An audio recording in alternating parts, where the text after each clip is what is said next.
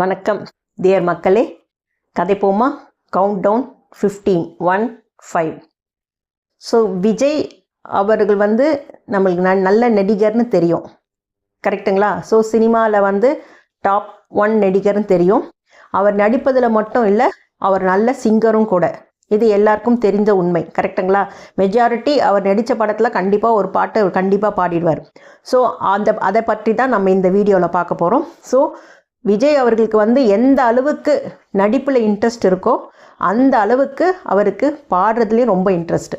So அவர் ஒரு இன்டர்வியூலேயே சொல்லியிருக்காரு, இது எனக்கு கடவுள் கொடுத்த கிஃப்ட்டு ஸோ அந்த அளவுக்கு அவருக்கு பாடுறது ரொம்ப பிடிக்கும். அவங்க அம்மாவும் நல்ல ஒரு கர்நாடிக் சிங்கர்.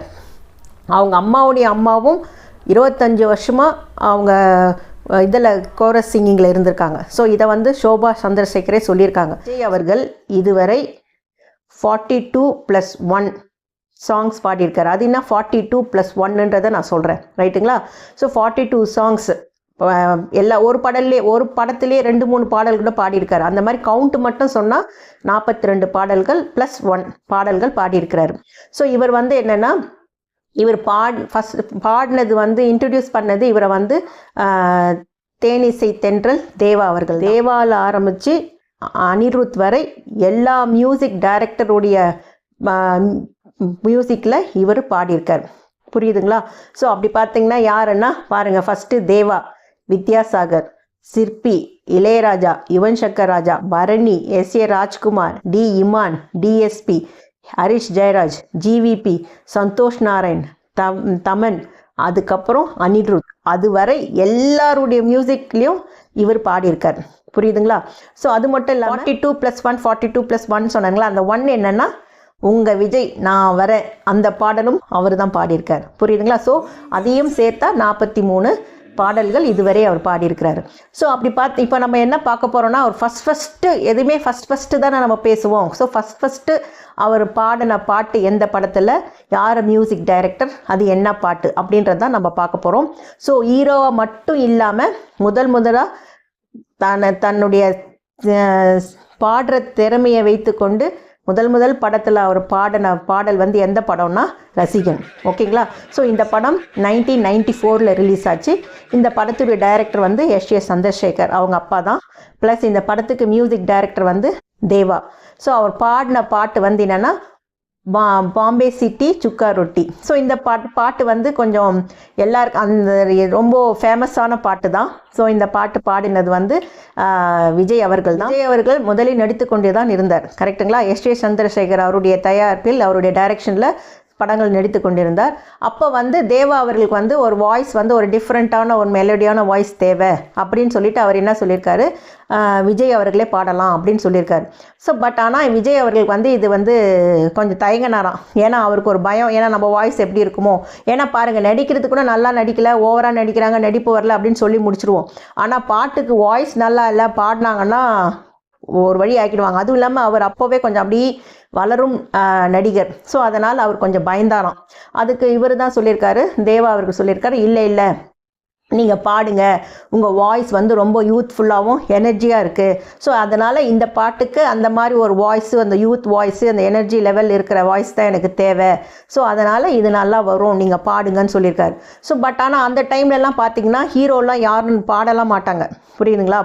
நடிக்கிறதோட சரி அந்த மாதிரி தான் இருக்கும். மெஜாரிட்டி ஹீரோவே பாடினதெல்லாம் கிடையாது அப்போது. ஸோ அதனால் என்ன பண்ணார், ஃபஸ்ட்டு இவர் ரிஜெக்ட் பண்ணிவிட்டு எஸ்டேட் பண்ணாலும் அதுக்கப்புறம் தேவா அவர்கள் அவரை கன்வின்ஸ் பண்ணி அவரை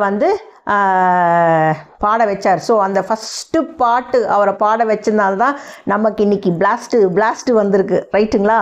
ஸோ அந்த பாட்டை பாடும்போது ரெக்கார்டிங் முடிஞ்சதான். அதுக்கப்புறம் அவங்க சாங்கை மறுபடியும் தேவா அவர்கள் கேட்டிருக்காரு. ஸோ இது நான் கேட்டதாக தான் நீ கரெக்டாக கொடுத்துருக்க. ஸோ அதனால் இது கண்டிப்பாக கரெக்டாக நல்லா ஒர்க் ஆகும் அப்படின்னு சொல்லிட்டு இந்த சாங்கை அவர் கன்ஃபார்மும் பண்ணிட்டார், யார், தேவா அவர்கள். ஸோ அந்த சாங் அந்த படத்தோடு அது ரிலீஸும் ஆச்சு.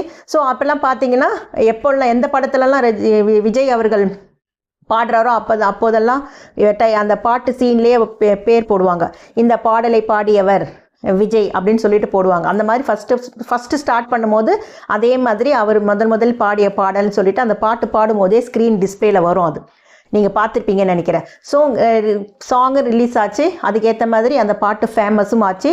ஸோ அதுக்கப்புறம் என்னென்னா விஜய் வந்து நடிகர் மட்டும் இல்லை, நல்லாவும் பாடவும் செய்வார் அப்படின்னு சொல்லிட்டு நிரூபித்த படம் தான் இந்த ரசிகன் படம். அது மட்டும் இல்லாமல் இந்த பாட்டு வந்து எல்லார்கிட்டையுமே ரீச் ஆச்சு. எல்லாருமே இந்த பாட்டை வந்து எல்லாருமே விரும்பி கேட்டாங்க. அதுக்கப்புறம் இவர் அடுத்தடுத்து பல பாடல்களை பாடினார், பல படத்தில் இவர் பாடினார்.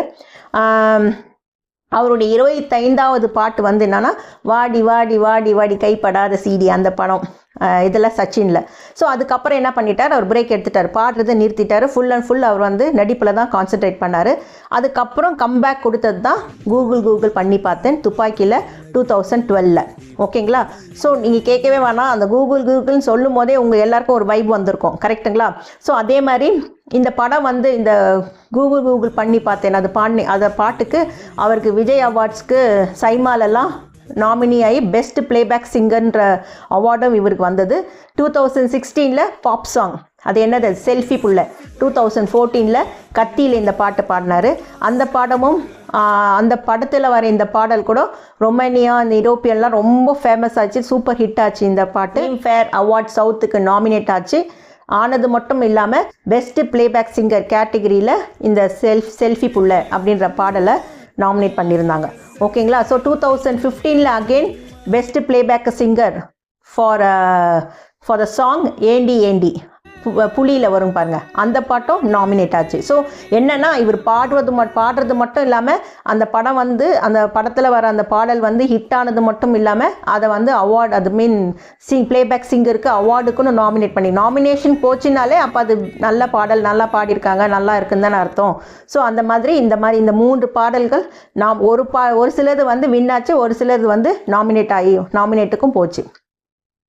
பட் இப்போ பார்த்தீங்கன்னா ஈவன் தோ அவர் பெரிய பிக் ஸ்டாராக இருந்தாலும் அவர் எப்பவுமே என்ன பண்ணுவாராம், பாட்டு பாடி கொடுத்துருவாராம். அந்த கம்போசிங் முடிஞ்சு அந்த பாட்டு ரெக்கார்டிங் முடிஞ்சு எல்லாம் முடிச்சிட்ட பிறகு கடைசியாக ஒரு ஸ்டேட்மெண்ட் என்ன சொல்வாருன்னா, பாருங்கள் நல்லா வந்திருக்கானே, நல்லா வந்தால் ஓகே, அப்படி இல்லைன்னா நீங்கள் வேறு யாராவது நல்லா பாடுறவங்கள வச்சு இந்த பாட்டை எடுத்துருங்க அப்படின்னு சொல்லிட்டு போயிடுவாராம். So he will not insist that அவர் வந்து ஹீரோவாக இருக்கிறதுனால நான் பாடின பாட்டு கண்டிப்பாக வரணும், இல்லை எடுத்து அவங்க எதாவது நினச்சிக்க போகிறாங்க அப்படிலாம் சொல்லாமல் அழகாக அதையும் சொல்லிட்டு போயிடுவாராம். ஆனால் இன்று வரை யாருமே அந்த பாட்டை எந்த பாட்டுமே அவங்க ரிஜெக்ட் பண்ணதே இல்லையா அவர் பாடினதை. ஏன்னா அந்த அளவுக்கு அவர் பெஸ்ட்டு கொடுத்துருவாராம் பாட்டில். ஸோ இதுதான் அந்த ஃபஸ்ட்டு படத்தில் அவர் ரசிகன்ற படத்தில் அவர் நடித்த பாடல் பயணம் ஆரம்பித்தது. அதுக்கு பிறகு உங்களுக்கே தெரியும் அவர் என்ன பல பாடல்களை வெற்றி கொடுத்தாருன்னு. அடுத்த வீடியோவும் சம்வாட் ரிலேட்டட் டு இந்த பாட்டு தான் நம்ம பார்க்க போகிறோம். உங்களுக்கு பிடிச்சிருக்குன்னு நினைக்கிறேன். மறக்காமல் லைக் பண்ணுங்கள், ஷேர் பண்ணுங்கள், சப்ஸ்கிரைப் பண்ணுங்கள். டேக் கேர், பாய்.